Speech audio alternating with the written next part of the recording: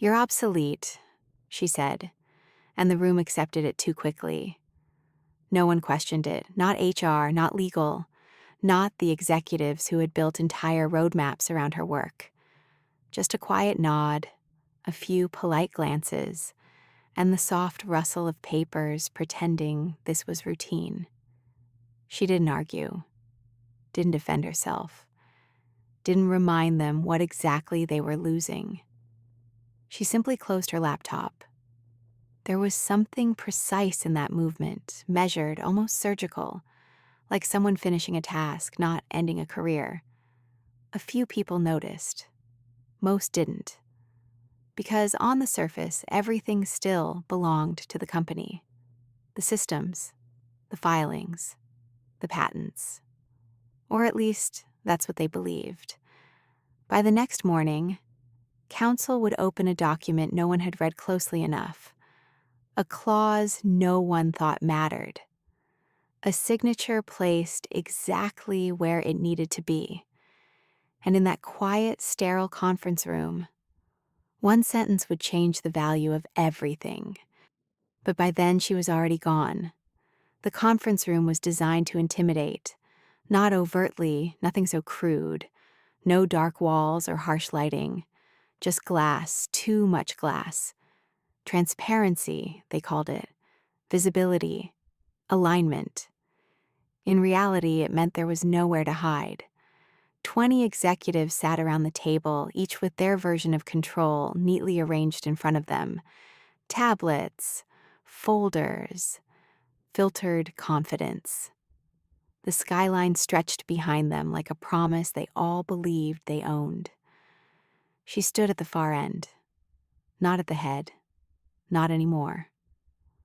"Let's keep this efficient," the CEO said, her voice smooth, practiced, almost pleasant. The kind of tone that didn't need to rise to dominate a room. It already did. A few polite smiles circled the table. Someone tapped a pen. Someone else avoided eye contact. Then it came. "You're obsolete." No buildup, no hesitation.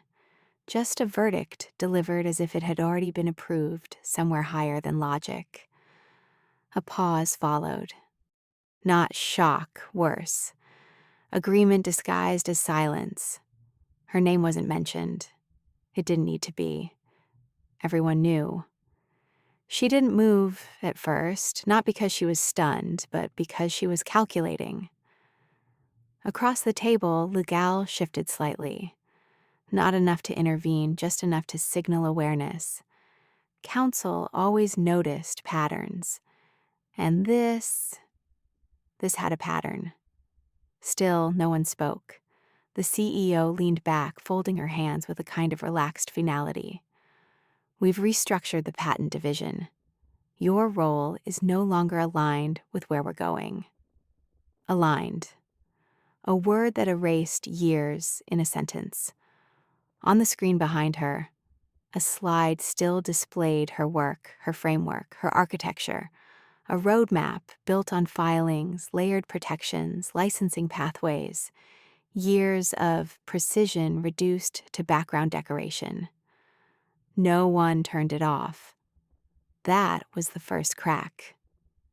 She stepped forward, not toward the CEO, but toward the table, placed her hand lightly on the surface, fingertips grazing polished wood like she was confirming something was still real.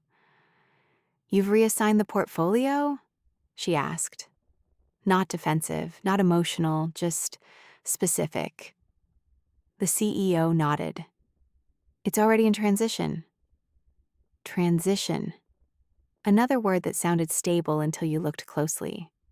A few heads dipped, pretending to review documents that hadn't changed in the last 10 minutes. HR scribbled something. Likely nothing relevant. And then she nodded. Once. No argument, no appeal. She reached for her laptop. The motion was slow, not hesitant, but deliberate. Every action clean, controlled, final. The soft click of it closing echoed louder than it should have. Somewhere near the middle of the table, someone shifted uncomfortably. Because that sound, didn't feel like defeat. It felt like completion. She gathered nothing else. No papers, no files, just the laptop. Because everything else, every system, every document, every asset they believed they owned, was already exactly where it needed to be. Or not where they thought it was. As she turned toward the door, the CEO added, almost as an afterthought, "Security will handle access termination." Of course they would. She paused. Not long enough to be dramatic, just long enough. Then, without turning back, she said, "They'll need more than that." A few people looked up. Too late. The door opened with a quiet hiss, closed just as softly behind her, and the room exhaled. "Well," someone muttered, forcing a small laugh. That was cleaner than expected. Cleaner, yes, because nothing had broken. Not yet. The slide behind them still glowed, still outlined a system built on ownership, control, and assumed permanence. No one questioned it. No one asked what exactly had been reassigned, or how. Because in rooms like this, certainty wasn't examined, it was inherited. Across the table, counsel finally moved. Just a slight adjustment of a folder, a finger pausing on a tab that hadn't been opened. "Do we have the full licensing file?" they asked, almost casually. The CEO didn't look concerned. "Of course, it's all internal." Internal. Another word. Counsel didn't respond. Just made a small note because something about the way she had closed that laptop didn't match the story the room was telling itself. And somewhere inside a system everyone believed they controlled, a detail was waiting. Not hidden. Just not understood. The building didn't change after she left. Same polished floors, same controlled temperatures, same quiet confidence humming through the corridors, like nothing significant had just happened.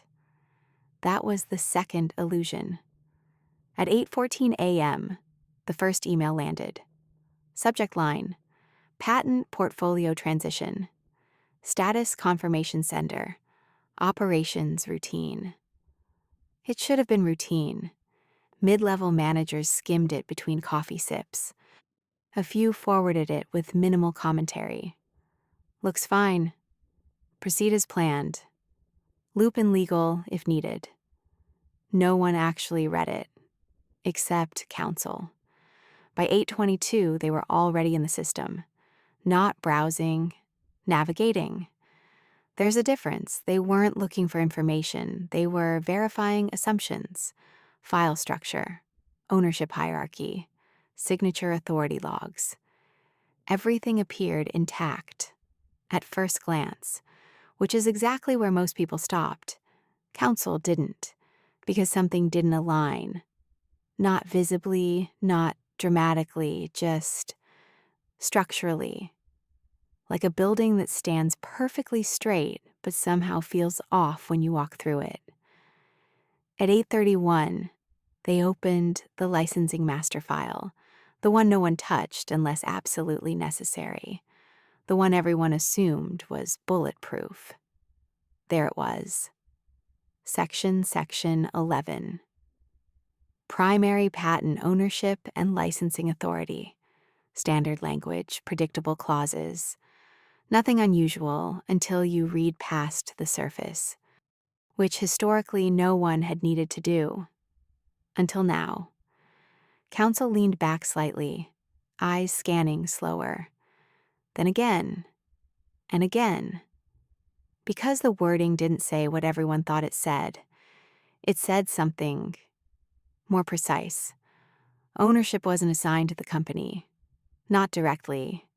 It was conditional, linked, bound to an originating entity that retained licensing control under specific operational criteria.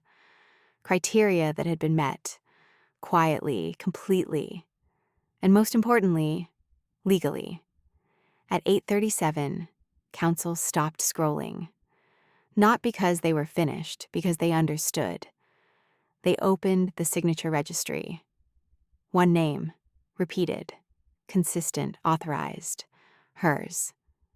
The silence in the room wasn't immediate. It built, gradually, as realization replaced assumption.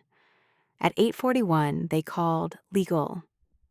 "Pull the patent ownership chain," counsel said. No urgency in the tone, which made it worse. Specifically Section 11 activation conditions. A pause on the other end. Typing. More typing. Then, that can't be right. Counsel didn't respond, because they already knew what that was. By 8:46, the first escalation request hit executive level. Marked. Priority. Legal review required. Still no panic, just movement, controlled, professional. The kind that hides impact behind process. At 8:52, the CFO entered the loop. Numbers always clarify what language tries to soften. "Can someone explain why projected licensing revenue just dropped to 0? He asked, scanning the report like it had personally offended him. No one answered immediately, because no one had connected the dots yet, not fully. At 8:55, counsel walked into the executive conference room. Same table, same glass walls reflecting the illusion of control. They didn't sit, just placed a folder on the table, opened it, turned it toward the CEO. No theatrics, just a sentence, delivered clean. "The license does not belong to the company." Silence. Not confusion, not denial, something sharper. Because this wasn't a problem to solve. It was a reality to accept. The CEO didn't speak right away. Didn't need to. Her expression did something subtle. Something only a few people in the room could recognize. It recalculated. Across the table, someone whispered, "That's not possible." But it was. Not because something went wrong. Because everything had been done correctly. That was the design. The clause hadn't been hidden. It had been placed, carefully, intentionally, activated not by conflict, but by termination. By 9:03, the room no longer felt transparent. The glass didn't look like openness anymore. It looked like exposure. At 9:07, the CFO spoke again, quieter this time. "What's the value impact?" Counsel didn't hesitate. "Approximately 850 million. No one reacted immediately. Because numbers like that don't register emotionally at first. They restructure the room, the hierarchy, the certainty. At 9:10, the CEO finally leaned forward. Not aggressive, not defensive, focused. "Who holds the license?" she asked. Counsel met her gaze. Didn't soften it, didn't delay. "You already know." Another silence. Heavier this time because now it had a name, and it wasn't in the building anymore. At 9:14, someone tried to shift the narrative. "We can challenge this," they said quickly. "There must be a way to—" "No," counsel interrupted, calm, definitive.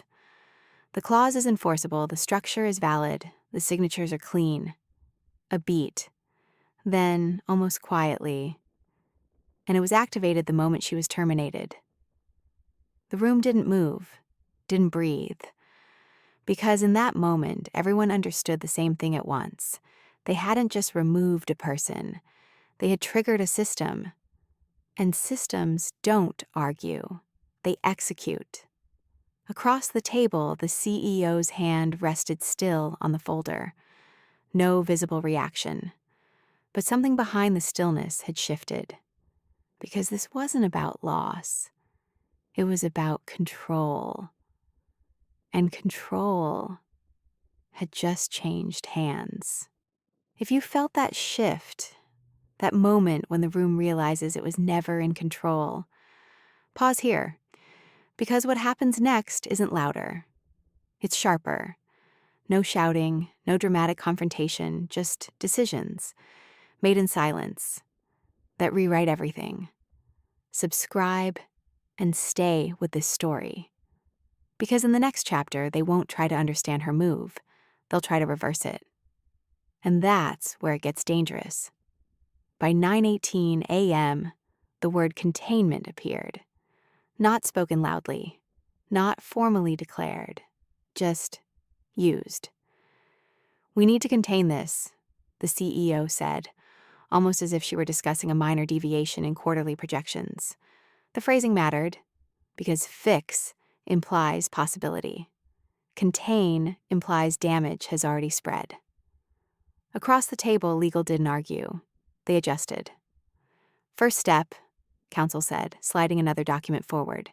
"We identify leverage." Leverage. A comforting concept. It suggests balance can be restored. The CFO leaned in.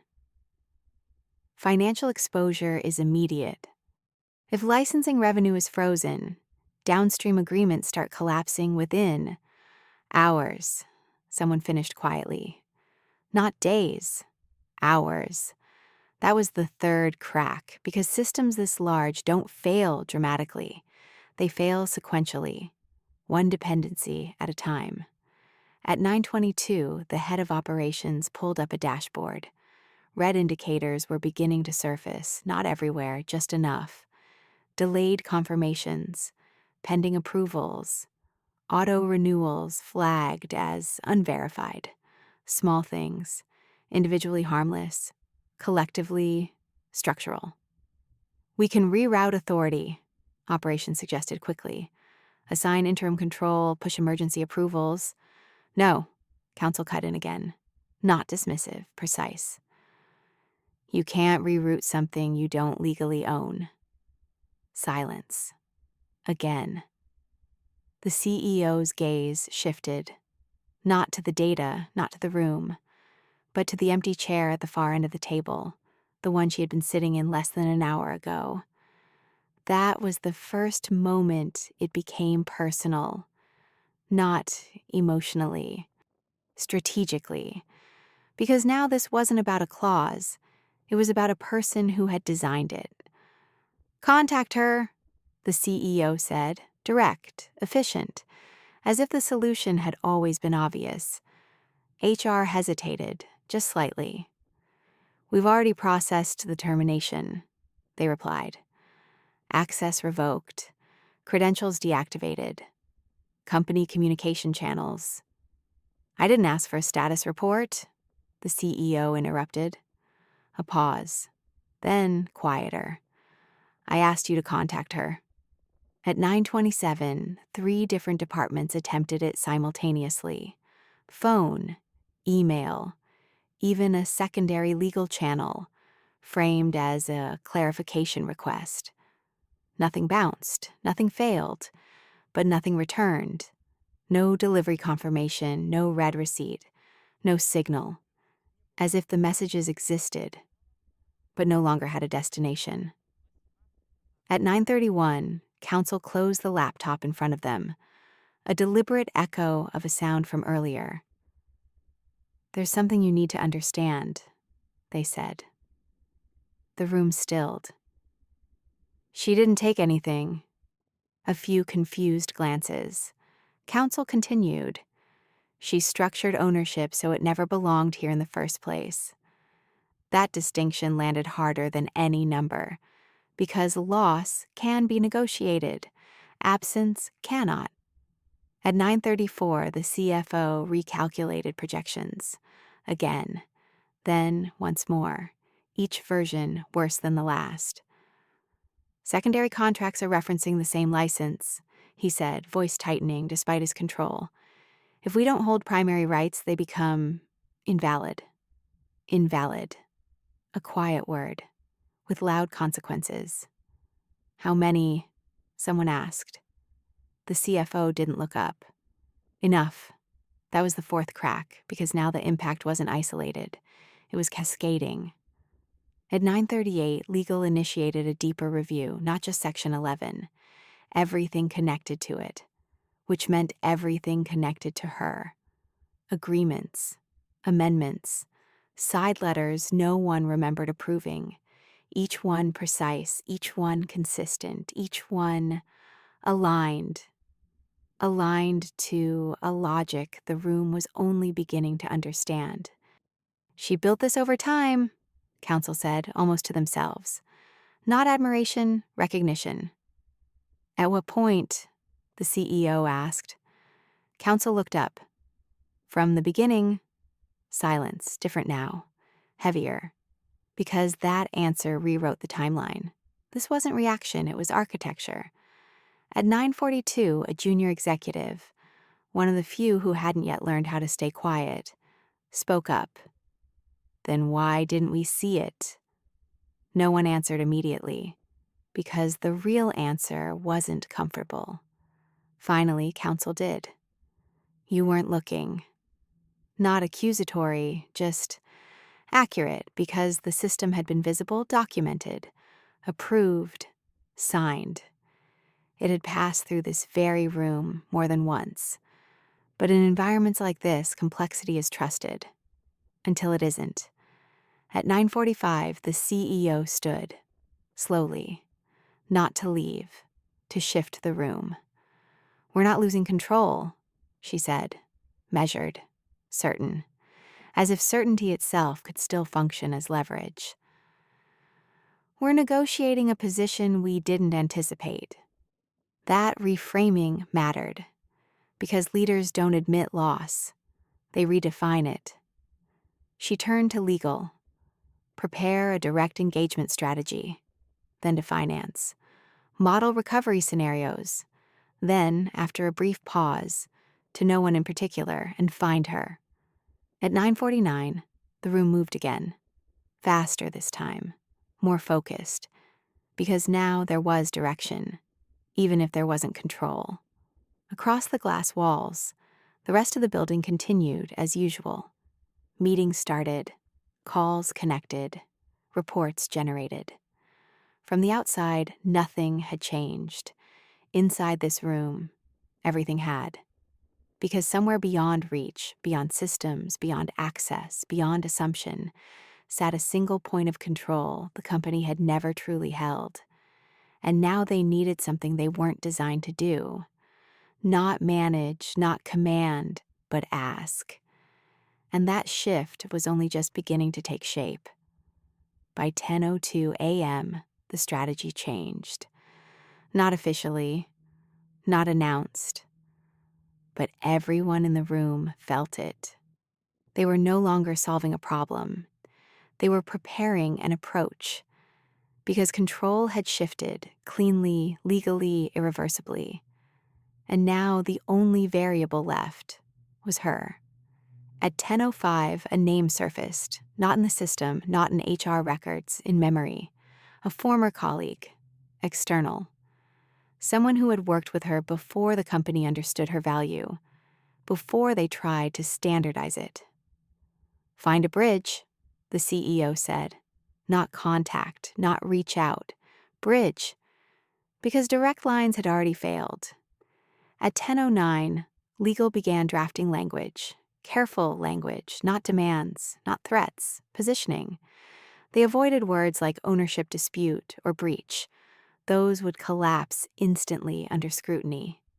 Instead, clarification of licensing posture, exploration of aligned interests, mutually beneficial restructuring, soft words, wrapped around a hard reality. At 10:12, the CFO interrupted. If we don't restore partial access within the next cycle, we trigger secondary defaults, he said. Not hypotheticals, contractual. The room tightened, because timelines compress differently under pressure. Minutes become windows. Windows become thresholds. How long? The CEO asked. The CFO didn't hesitate. 4 hours before first impact, 12 before cascade. That was the fifth crack. Not because it introduced urgency, because it removed illusion. At 10:15, the external contact was identified, reluctantly. He hadn't been in touch for years. No active engagement, no contractual link, just history. "Call him," the CEO said. At 10:17, they did. No voicemail, no gatekeeper. He picked up on the second ring, which meant one thing. He already knew. The conversation wasn't long. It didn't need to be. "Is she aware of the situation?" Legal asked carefully. A brief pause on the line. Then, "She anticipated it." No emphasis, no drama, just a statement placed exactly where it needed to be. Across the table, someone exhaled quietly. Because anticipation changes everything. It removes accident from the equation. "Can you connect us?" the CEO asked, stepping in. Another pause. Longer this time, measured. "I can pass along a message," he said. Nothing more. Not refusal, not agreement, controlled distance. "What's her position?" the CEO asked. A faint sound, almost like a restrained breath. Then, "She doesn't have one." Silence. Because that answer didn't make sense, not immediately. "What does that mean?" Legal pressed. "It means she's not negotiating from a need," he replied. "She's waiting for you to understand yours." The line went quiet, then disconnected. No closure, no escalation, just ended. At 10:22, the room recalibrated again, because leverage had just been redefined. This wasn't a negotiation between equals. It was a conversation with a symmetry built into its core. At 10:25, finance updated projections. Again, the numbers no longer fluctuated. They stabilized at the worst-case baseline. "That's your floor," the CFO said quietly. No one corrected him. At 10:28, legal finalized the message. Every word tested, every phrase deliberate, no aggression, no assumption, just a precise acknowledgement of reality without fully admitting it. The CEO read it once, then again, then closed the document. "Send it." At 10:31, the message left the building. No confirmation, no immediate response, just silence moving in both directions. At 10:36, operations flagged the first real impact. A partner system failed to authenticate licensing credentials. Small, localized, but real. At 10:39, another, different region, same pattern. The system wasn't breaking, it was withdrawing, piece by piece, exactly as designed. At 10:42, the CEO stood near the glass wall, looking out over a city that hadn't noticed anything yet. Behind her, the room had gone quiet. Not frozen, focused, waiting. Because for the first time, the next move wasn't theirs. Minutes passed, measured now. Not casually. At 10:47, a notification appeared. No sound. Just a subtle shift on counsel's screen. Incoming message. No sender name, no signature, just a single line. "You terminated the authority that held the license." A pause. Then another line appeared. "Now you're requesting access." No hostility, no emotion, just clarity. The CEO didn't ask to see it. She walked over, read it herself. And for the first time since the meeting began, she didn't respond immediately. Because this wasn't a message, it was a position defined, stable, unmoved. At 10:49, a third line appeared. Short, precise, final in tone. "What exactly are you offering?" The room didn't react.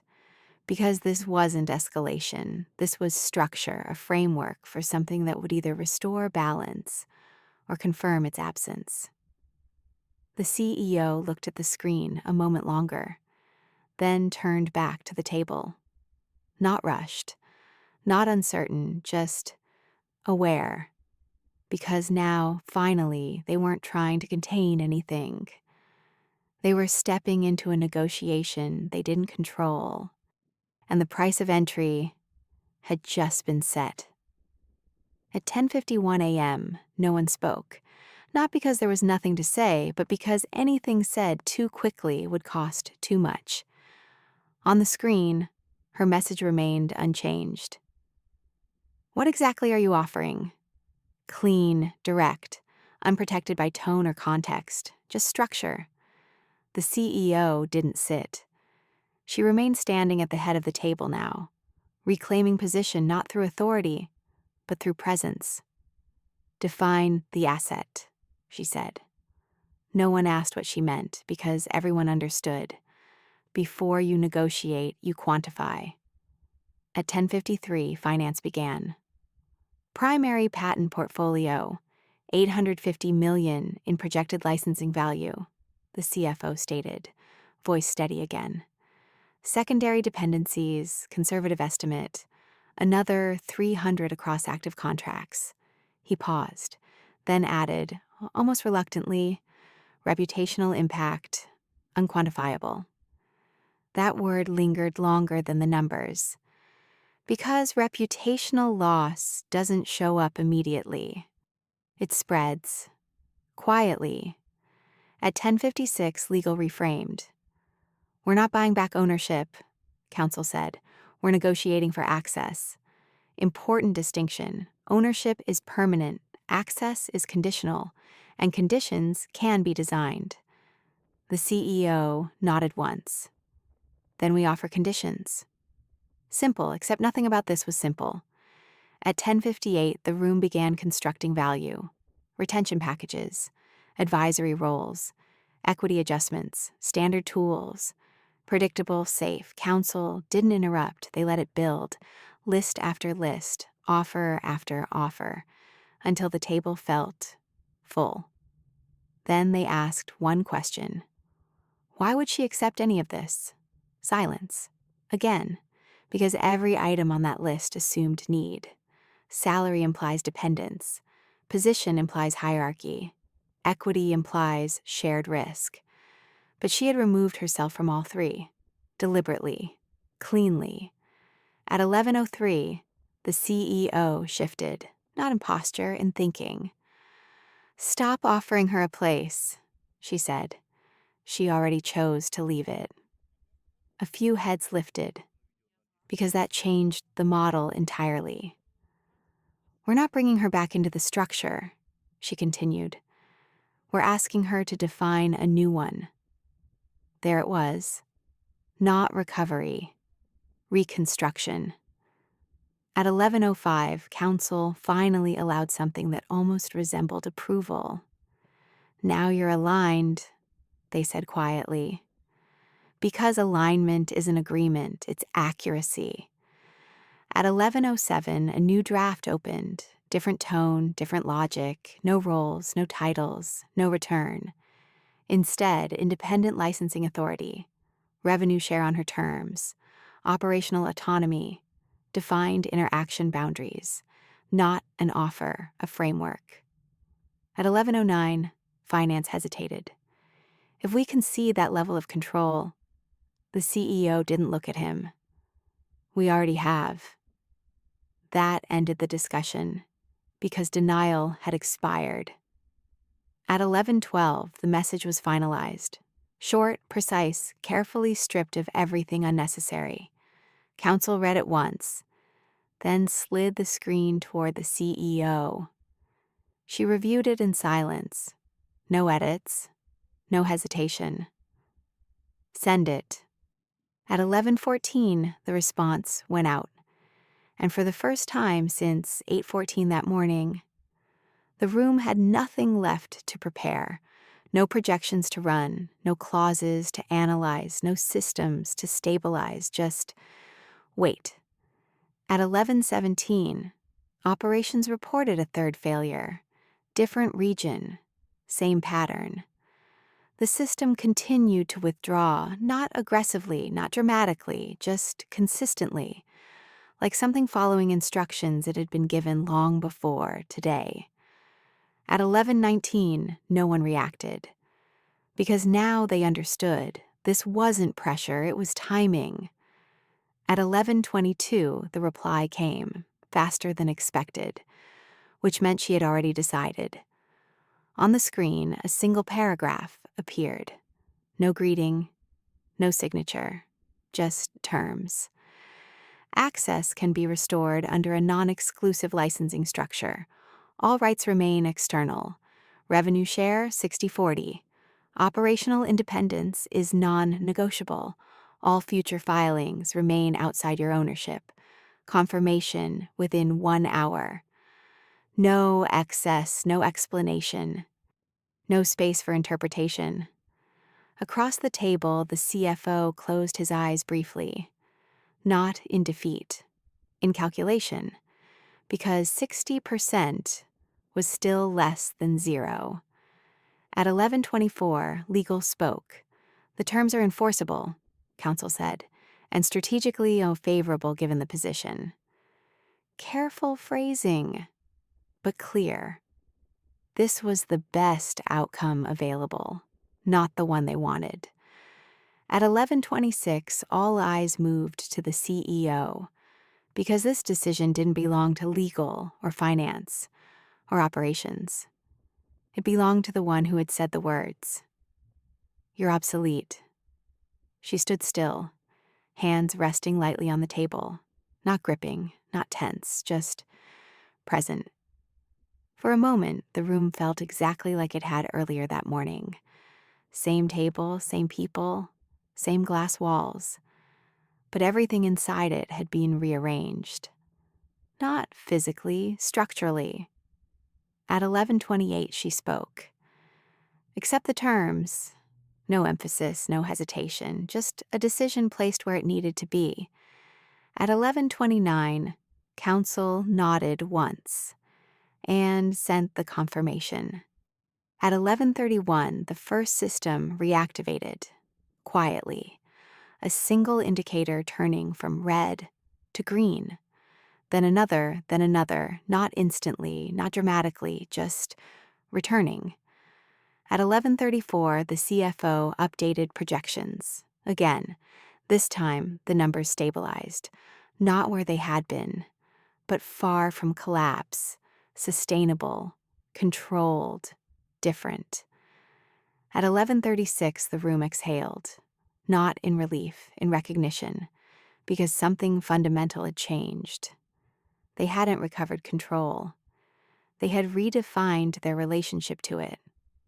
At 11:38, the CEO moved toward the window again. The city looked the same, unaware, unchanged.